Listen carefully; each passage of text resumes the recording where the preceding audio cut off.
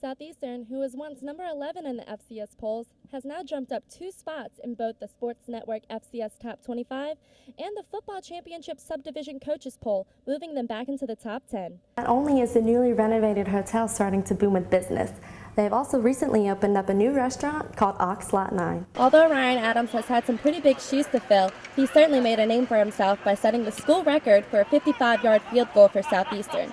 The game against Northwestern State, Denzel Thompson, 2 interceptions in one game and also 2 blocked field goals. It's very impressive. The Tampa Bay Buccaneers definitely need to start working more on their defense, and then maybe, just maybe, they'll have what it takes to come out in the end. The ladies' 2014 season has come to an end. The Lady Lions will begin practicing for the new season in the spring of 2015. Pelicans not only offered Borax a position there, but after doing so well for the pro basketball team, he landed another job with the entertainment team for the Saints. Even though the Lions may be off to a slow start, they hope to accelerate as the season plays on. The Lions' next home game will be on December 19th against Winthrop at 7 p.m. in the University Center. Lady Lions have found things a little more challenging upon entering league play, as their Southland record is now 3-2. It's not every day in Hammond, America that someone sets a Southeastern school record. However, one lucky Lions football player got the privilege to set a record for Southeastern's first 55-yard field goal and kick off the 2014 season with success.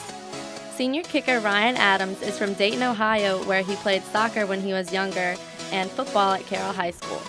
When I was in high school, I just did football, but when I was younger in 7th grade and 8th, I'd play a little bit of soccer and whatnot, but mostly I got all my kicking experience through soccer. Adams not only set Southeastern's field goal record, back at home he also set his high school record his senior year, punting 64 yards and kicking a 52-yard field goal, twice. Having set more than one record at Carroll High School, he then earned his well-known nickname, the Thunderfoot.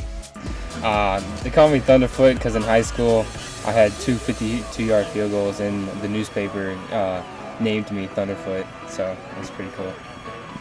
During the Southland Conference game against Northwestern State, Adams drilled a 55-yard field goal, the longest in school history and the 9th longest in Southland Conference history. It feels amazing. I mean, not every day you get a chance to go out and kick a 55-yarder to set a school record, so it was pretty awesome.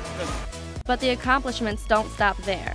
Adams was also honored with Southland Special Teams Player of the Week Award and College Football Performance Awards FCS National Kicker of the Week. It's definitely an honor. I mean, to go out and perform is just a big deal. So for me, it's a big honor to do my job. And if I get honored, I get honored. But it's just an awesome achievement.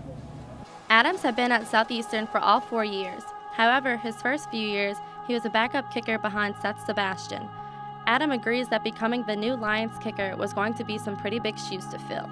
Seth was a really good kicker. I think he ended up 14 to 16 on his career, so it's big shoes to fill, but I feel like as long as I keep doing my job, I can set my own history.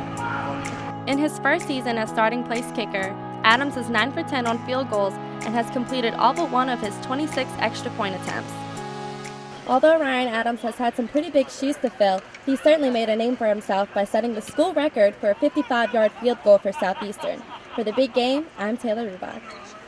The defending Southland Tournament champion Lady Lions soccer team is off to a fast start to the 2014 season.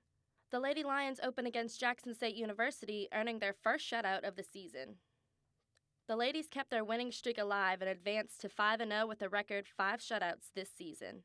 I'm just really proud of the way we all came out here, put everything on the line, and got the result we wanted. The 6th game, against the University of Southern Mississippi, gave the Lady Lions a challenge, but they still prevailed against the Golden Eagles, 2-1, which advanced the record to 6-0. However, in the next game, the Lady Lions fell to Memphis State 1-0 to drop their record to 6-1. But Southeastern rebounded from its only loss with a 9-0 shutout of Mississippi Valley State for shutout number 6 on the season. Every Lady Lion who dressed saw action. The Lady Lions closed their non-conference play with an overall record of 7-1. To open up their conference play, the Lady Lions took on Texas A&M Corpus Christi and came out with a 3-1 win over the Islanders. I'm really proud of us. We really grinded today. Conference is a really big deal for us, so the first win at home is a real good start. The Lady Lions then advanced in Southland play with a 1-0 victory against McNeese State, improving their conference record to 2-0. Sophomore Bree Singh is a leading scorer for the Lady Lions with 10 goals, and sophomore goalkeeper Hope Sabadash has a total of 41 saves so far this season. Head coach Blake Hornbuckle says the Lady Lions are excited to enter conference and defend their title in hopes of earning another championship. We're really excited to get out of Southland play for our first game with a win. It's important that you get off to a good start because points matter. Every goal for, every goal against matters at this point.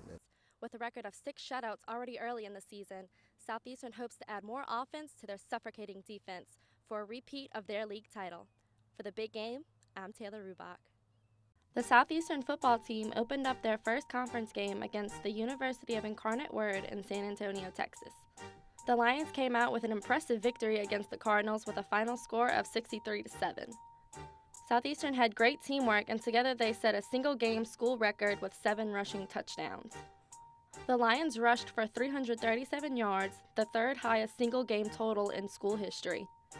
Southeastern tied a season high with 564 total yards and scored the most they have ever scored versus a Southland Conference opponent. The Lions offense put up an incredible amount of teamwork for their first conference game.